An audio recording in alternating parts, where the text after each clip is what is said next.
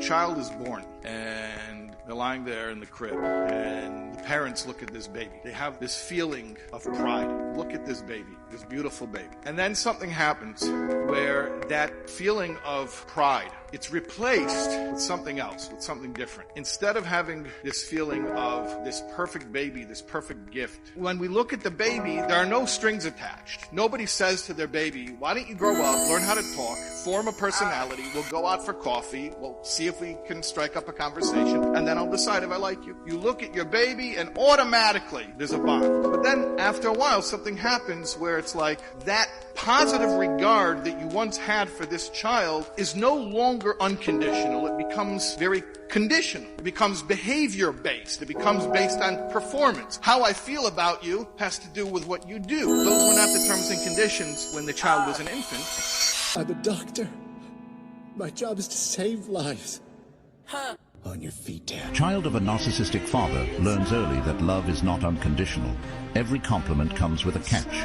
Every act of kindness with a price. He praises them only when it reflects well on him. That's my kid, he says. But only when they succeed, only when they shine in ways that elevate his own image. Failures, on the other hand, are met with cold silence or biting remarks that linger longer than they should. The child grows up walking on eggshells, perfecting the art of keeping the peace. They become experts at pleasing others, sacrificing their own needs to avoid the sting of rejection. They chase approval in every corner of their life, chasing validation in the hopes that one day they'll finally feel enough.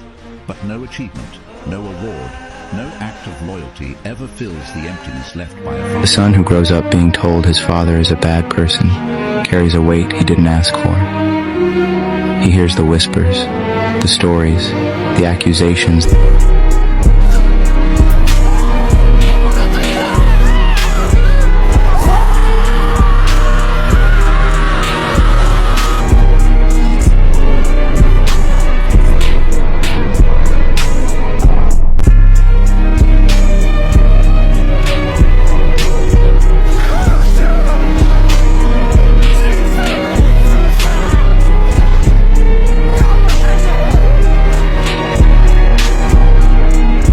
The child of a narcissistic parent learns early that love is conditional. They quickly understand they'll only be loved for what they do, not who they are. They sense their parent cannot meet their emotional needs, so they learn to perform, excelling in sports, academics, or becoming their parents' confidant and emotional support. The child abandons their true self, morphing into whatever version their highly critical and opinionated parent deems worthy.